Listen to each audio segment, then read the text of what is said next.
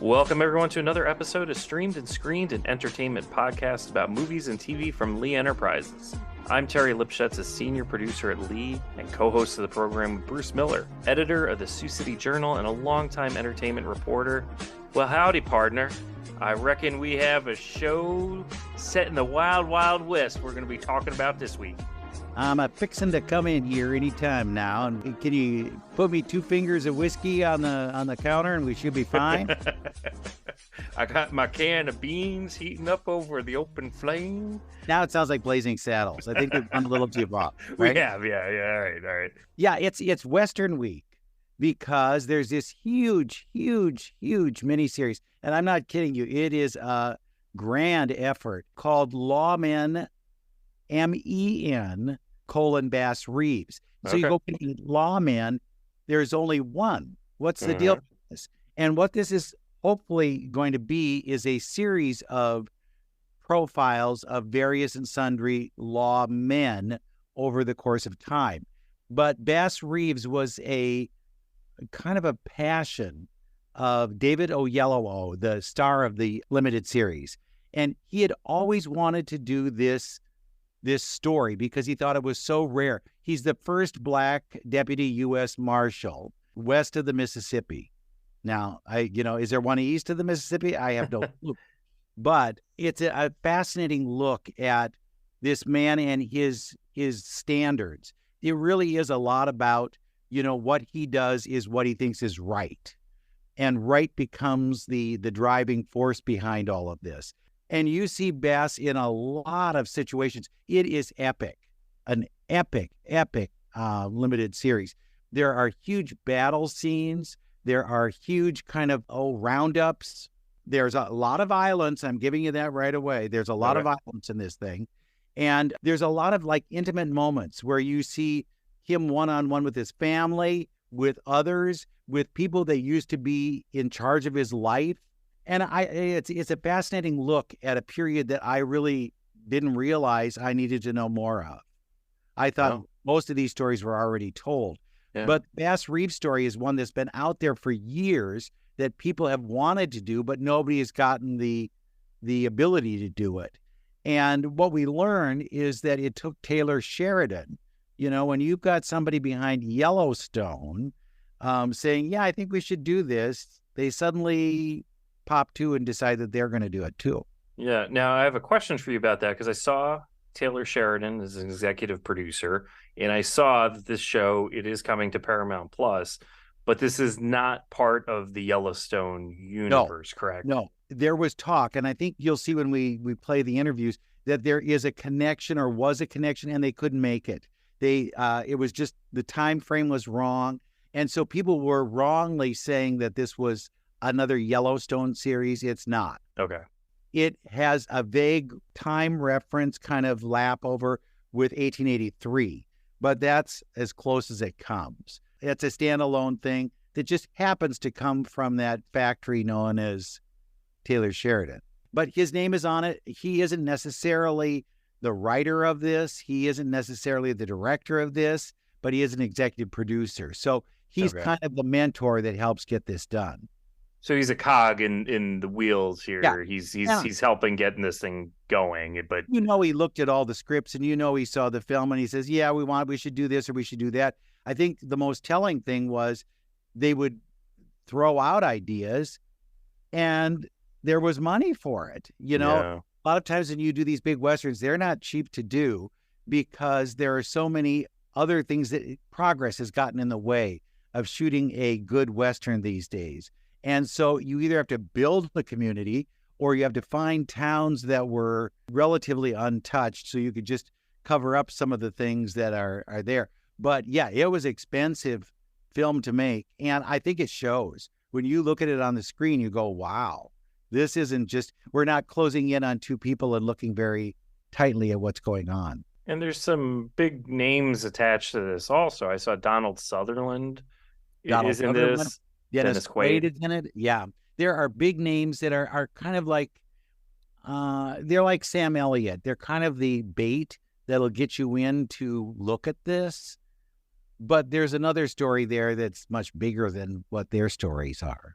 Sure. But it's also with all of these, even though it's not a Yellowstone project, the one piece that all of those Yellowstone programs had or have, because they're still on, is they have like your Kevin Costner or Harrison Ford Right. or somebody like, that has a name and is pulling you in. So there's definitely, this isn't some no-name project of people No, you've no, never no, no. heard of. David Oyelowo, you may remember him from Selma. He played Martin Sure. Luther King Jr.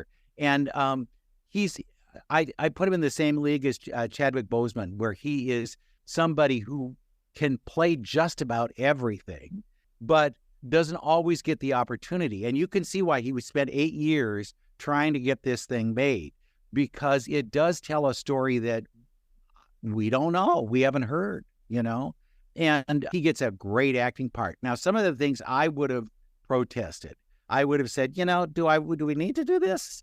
Do I need to be, dragged through fire? And do I need to have somebody beat me up? And should we really have to mess with all those animals? But he wanted it to be as realistic as it could be. So he was willing to do just about anything to make sure that it came through to the audience, because he doesn't think that it's a story about, it isn't a historic story necessarily as much as it is a story about a person's inner self and what they're really like. Got it. I saw the trailer even before you had mentioned that this was coming up and you had some interviews tied to it. I was watching something and the trailer popped up for the show and I was like, whoa, I need to subscribe to Paramount Plus, because first of all, I've never seen any of the Yellowstone programs, because it's just, again, and we've talked about this with like Apple TV Plus and a few others, where I'll just kind of come and go and pick my battles because I just can't have 35 different subscriptions. But I feel like between this program and then maybe going back and watching some of those Yellowstone programs, this is what's going to push me over the edge to finally subscribe. Yellowstone is being run or rerun on CBS now, so you will be able to see those without having to pay extra. But this is definitely a Paramount Plus project, and so I don't think we're going to see that slip over. So spend the bucks. Go for it. Have you been able to watch any? Did you get any screeners of this? The first 3 of it. I saw the first 3. Yeah, and it sets up the story, and you see how he gets his freedom and what he does with it and where he goes from there. And then they offer him this job of being a deputy marshal. And then you see how he interacts with the Native Americans or the natives and how he can speak their languages. And he becomes a very valuable asset to be able to find out, what's going on in this part of the world. How does this stack up with other kind of recent Westerns, either movies or TV shows that you've seen? Because I'm always fascinated by Westerns as a genre, especially, I'm not even talking about the old ones with John Wayne, but I'm even talking about just the new ones, because I feel like this planet, it's expanding so much that it's so hard now to film anything, because you make a left, you make a right, and you're running into civilization. So does it feel like you're back out in the West? Oh, most definitely, because it looks so great. The visuals are just spot on in all these places. You sense what they valued at that time, and what matters is there's a scene in there where this one woman, I don't want to detail too much of it for you because I don't want to spoil it, but she really wants a piano. Oh. And you can see how, how we've changed, and we don't realize what something which seems simple becomes this huge deal for them. So yeah, there are many kind of flashpoint moments where you go, okay, I get it. What happened was Star Wars came in to play and started doing Westerns. Basically, they're Western. Right, space Westerns. And so that's where they think we got to spend all of our time and our money, is making more space epics. But really, do we need more of those? And I know you love them, so forgive me. But this is just a way of telling those same kinds of stories, but in a different period. And maybe we're able to approach some of their lessons a little better because we see that it's removed from us. But then you realize, we're not that far away from what they're talking about. I really feel like I'm definitely going to go ahead and watch this because the genre, just in general, I love it. Deadwood on HBO was one of my favorite series of all time. And I did like that movie that came out a couple of years ago that kind of, it was about 10 years after the TV series, and it sort of tied up the loose ends that they couldn't quite get to before the show went Sure. off the air. But this past summer we made a trip out to the Badlands, and I did insist that we do a day trip to Deadwood. So we went to downtown Deadwood, and we're checking out all the modernized old timey places that were named after characters on the show because You they're are real Clark life. Griswold. Come I on. Yeah. Did you go to the graves and look at all of that, or I did you? did. Yeah, Yeah. we went and it was kind of interesting. The grave for Wild Bill Hickok and Calamity Jane, they're right next to each other, not too far into the main cemetery in town, which is up on a hill. So we had to like Sure. drive up this really tall hill. But then I also want to see the grave for Seth Bullock, who is kind of the marshal of the town and kind of the first lawman. And they're like, well, it's up around the corner. So we all start walking up the hill, and it's like not part of the cemetery. So it's like part of the old cemetery. So we're walking, and then this family is coming down, and they're like, "You going up to see Seth Bullock?" And we're like, "Yeah, how bad is it?" And they're laughing like, "It's not that bad." Ha ha ha ha ha. So my wife and one of my daughters kind of just sat down there, and then my other daughter and we trekked up to the top and saw it and caught our breath and So the came back Von down. Trapps worked up the mountain. Is that the deal you were? I did make it up to the top. It was a spectacular view of Deadwood from the top of that hill. But yeah, it was a bit of a hike to the Did you top. go down then and gamble at Morning Star? No, we had the kids, and those places are all 18 plus. So, but it was fascinating. We didn't. There was one place in town which did a brothel tour, Yeah. Yeah. and you had to be 16 to go in, so we, Do we I couldn't sound like go I in. know this? This is terrible. Whoa, you're Yeah. you're Oh pretty yeah. Yeah. familiar. Oh Yeah. Yeah. yeah, Yeah. yeah. So we didn't go in because my daughters are under 16 and just didn't feel as appropriate Sure. anyway. But I found it fascinating because they had a sign outside the place, and the brothel was formed in like 1870 something, and it didn't get shut down until 1980. Yeah. 1980. Wow. This is like the Bunny Ranch outside of Vegas. Yes, Yeah. exactly. Yeah. Yeah. It's amazing how they really are good at capturing a piece of time when you go out to the Badlands. It's really like, ooh, is this really what it was like? And yes, it was. And it's Yeah. the land that time forgot. You can just go Yeah. there and feel like you're back in the Old West. It was fun. It was fun. It was a good time. So you had a couple interviews here. Yeah. The first one up was Chad Feehan, right? Chad is the writer, the showrunner, and the executive producer behind Bass Reeves.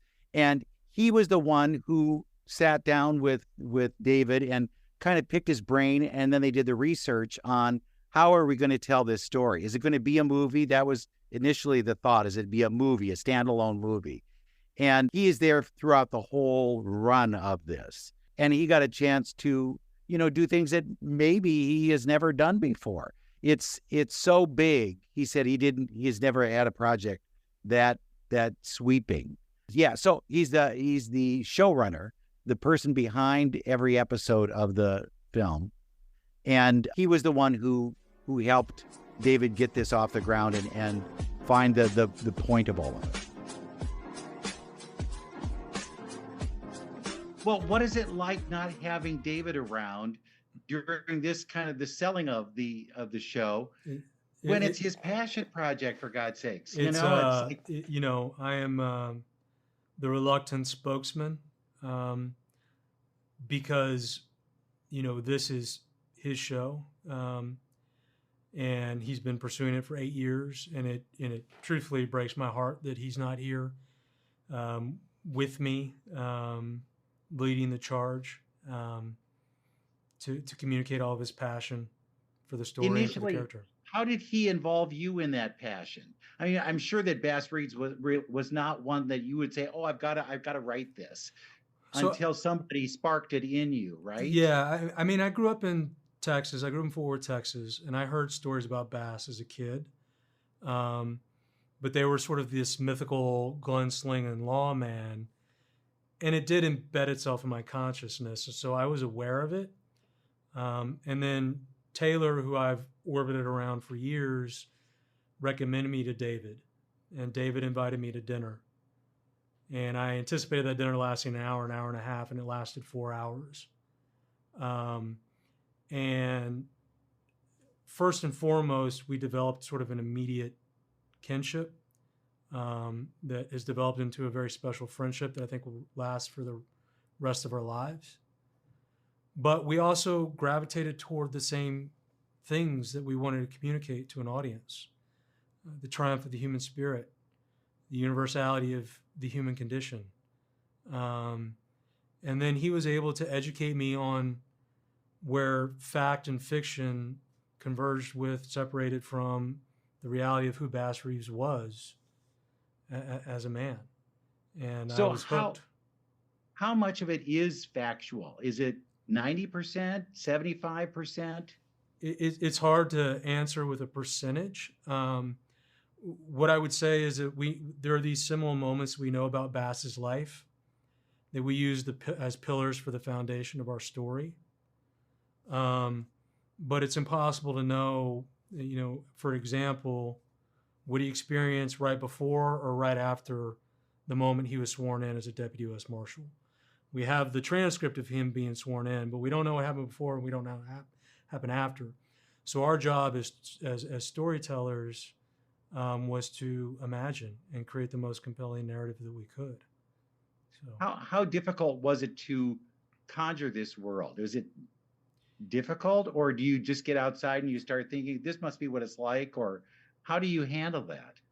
I had the benefit of having grown up where I grew up, so the language was easier for me to wrap my head around. We had this great source material that provided an excellent launching pad, and then I had amazing collaborators, wide array of voices from a wide array of backgrounds, writers to, Wynn Thomas, our production designer, to, that really educated me on the things I didn't know and didn't understand and helped guide me through that process. So does David ever say, no, I'm not doing that? Does he have that kind of, that kind of, I can put up a barrier here because I know more about this. This is mine.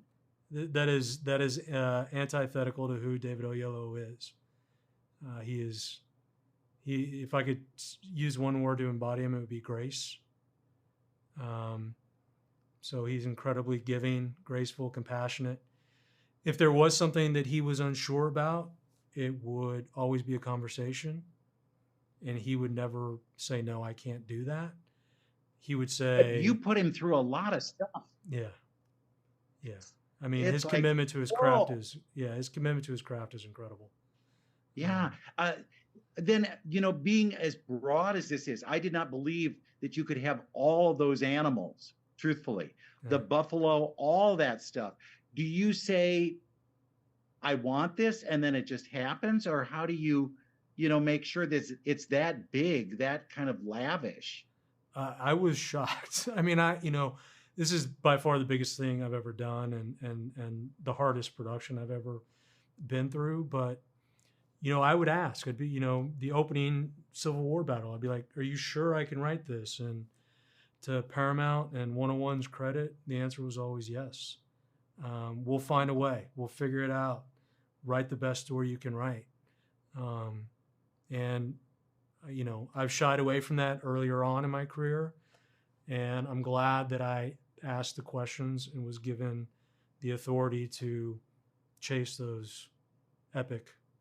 As a writer, that must be really a disconnect, because you're used to them having somebody saying, rein it in a little bit. We can't be spending this much money. And this looks like the sky's the limit. Yeah,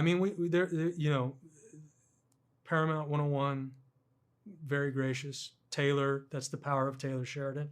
as well. We didn't get every single thing we wanted. Nothing in life works that way. But we got the majority of what we wanted, and the support that we had was incredible. When it's labeled Lawmen, that suggests that there are more. Mm-hmm. Have you already started thinking about the more and what that would be, or? I have a few different historical figures that I'm interested in, that I think are worthy of following in the footsteps of Bass Reeves. I don't know who it will be, and I'm not going to speculate on who it will be, because we have to talk to the studio and the network, and but I'm excited about the prospect of doing another. So because this does fall during the same time period as 1883, would there ever have been any kind of crossover or connection, or not? Yeah, we briefly talked about it, and then when I sort of figured out that our story took place from roughly 1862 to 1877, and then also with the knowledge that Bass Reeves operated primarily in Indian territory, it didn't seem organic to try to make that connection. But we had those conversations, and I was given the opportunity to make that connection if it serviced the story. So how does Bass change you personally as a writer? I was just talking about this, the thing about the universality of the human condition was the thing that I wanted to really, really communicate to our audience. And it's something that I've intellectualized for a very long time, but now I feel like it's become part of my DNA based on the experience of having made this show. And I hope to continue that in future endeavors that I pursue. That's so good. Well, thank you so much, and congratulations. And when you see David, tell him congratulations. I will. Too. I will. All right. Thank you so much. All right, Bruce, thanks for that interview. And then you had one other with Damian Marcano. And here's the deal with that, is that they had to have more than one director for these, because they were shooting, and you'll hear this, they were shooting episodes simultaneously. So in the morning, they would do one episode. In the afternoon, they'd do another. So the first 3 episodes are directed by one person, and then Damian took over 4, 5, and 6. There are 8 altogether. And you'll see that it was just a lot of work. And he was not familiar with the Western world either. He calls himself a Rasta director because he's not from Texas. He doesn't have that shorthand that the others might have. But he also said, everything is just so fast-paced, and so who knows what, based on the weather, you have to be willing to adapt very quickly. What is this like to be part of somebody's, passion project? Is that hard to kind of fit in there, or how do you view it? Nah, man, it's easy for me to fit in everywhere. I'm a Rasta man, so we always find our beat in the whole thing, man. Do you talk with David and say, what now? What do you want to do with this? What are you looking to do, and what do you want people to learn from this? Well, my style of directing is let's go do it and get it wrong. So I never ask questions ahead of time. I just say, let's just go. And then some way and somewhere through, because even the actor, who is so well rehearsed at this point, it is something when you're actually doing it against your scene partner, and then your scene partner might give you a new little ingredient. And then that's when the discussions happen on set. So we may have locked into a master, or a way that we like this set, or a way that we're finding our way into this part of the story. And then once we do that, we say, well, okay, now it's time to, sort of make the music, right? And for me, the music is the silence in between the notes. And when you work with someone as far as David, and you also put the supporting cast around David, as they have brilliantly done in this show, you just get scene after scene that you're like, can it get better? But you're also dealing with some real variables like animals. Weather. How do you plan for that? You don't. Animals are easy. The weather is the tough part. The weather. Yeah, we have probably some of the best animal handlers that I haven't had to work with this many animals in my career, right? So I think this definitely makes them the best. I remember seeing everything from a camel to a lynx cat that was brought in for one of my episodes. Yeah, if the script called for it, we went out, we found it. But like I said, there was the Texas of it. So being there for, for my portion of this show, which was, 5.5 to 6 months just to film 3 episodes, that's to tell you the detail that we went in, multiple visits to every location. I mean, we rebuilt a city at one point. And still, Texas would still say, not today. I'm going to give you golf ball. I'm going to give you some golf ball sized hail today. Tomorrow, there's going to be an actual tornado. And maybe you can shoot that on Thursday. So there was a very, you had to lean into your optimistic side on this shoot to figure out on days. And that's with very much respect to our AD department. They would sort of have to go on the fly. Like call sheet would be sent out the night before. This is what we're shooting. Not anymore. And that was sort of the only way we got through this. The nice thing about it, however, through it all, you get to watch these brilliant dailies that you work on from time to time, and you say, you know what, I got it. Because if this all comes and cuts together well, we got something. Because we have some pretty special people here, and we have done a great job of capturing it. When you get 3 episodes in a row, it must be like doing a large film, right? It is. And so then what do you do with the first 3? Do you talk to Christina and say, okay, what are you planning here so that I can do this? We were shooting them simultaneously. So it's really hard on our talent. Because in the morning, I mean, David is playing one version of Bass, and in the afternoon, it might be 12 years later. All right. So that is the difficulty of it. That is why so much credit has to be given to the AD department, because those are our eyes and ears, right? They tell us what we can, and they have way much more of a finger on what each department is prepared for and what they can actually do. That meets the level of quality that we've been mailing in. So it was this was a 6-month affair of just nonstop shooting. And we would shoot what we could, when we could. Sometimes it was based on the location being ready. Had we built the location, if this called for the Bywater store out in the middle of nowhere, had we built the Bywater store in the middle of nowhere? And Wynn Thomas, our production designer, there were just so many talented people that I could look around and see that we had on this project. The sets look like actual buildings. They look like ones that you would see in a historic setting. They were. This was not the example of going over to one of our large studios that we have in town and saying, oh, you see that backdrop, sort of like the older version of the Western, right? Where just the front of the facade was sort of painted. No, there was a set that we had in Strawn, Texas, in which we obviously could not get rid of Strawn's bank. And the actual bank was there. So we built our set on their main intersection. I remember a day I was there location scouting and just talking with my DP as to how we do something. And an actual person from Strawn, Texas had just walked out from cashing her check.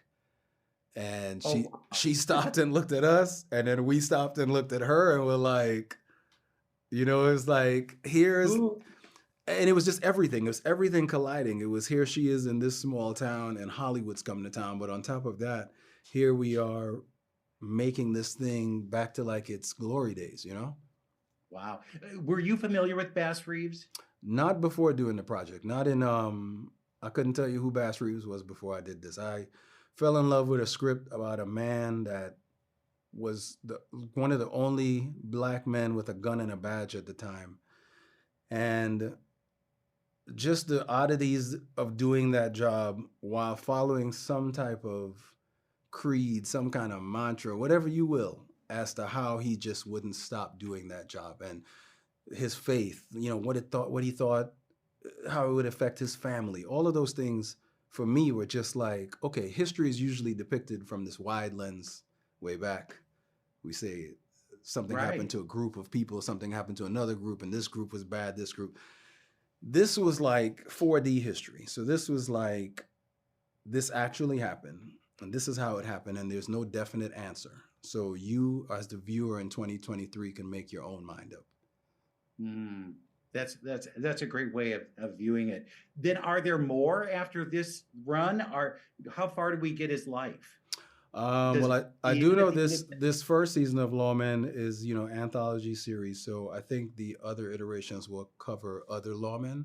Okay. This does. I'm not sure. I couldn't tell you the specificity of like how many years this is in Bass's life, but I do know Chad and the team tried to encompass as much of the story as you could.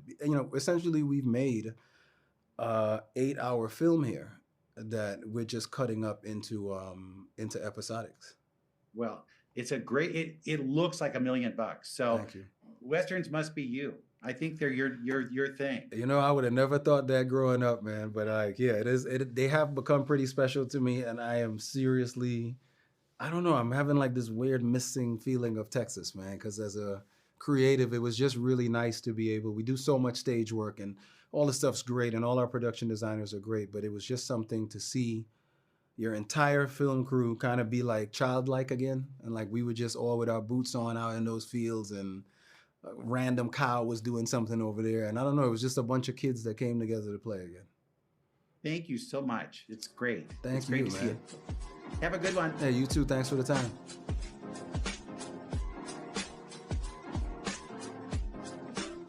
All right, Bruce, thank you for those 2 great interviews. As I said, it sounds like a real fascinating program and something that is going to probably push me over the edge to get Paramount Plus now. November 5th, mark it on your calendar. That's when they start. You'll get episodes the first night, and then it will spill out beyond that.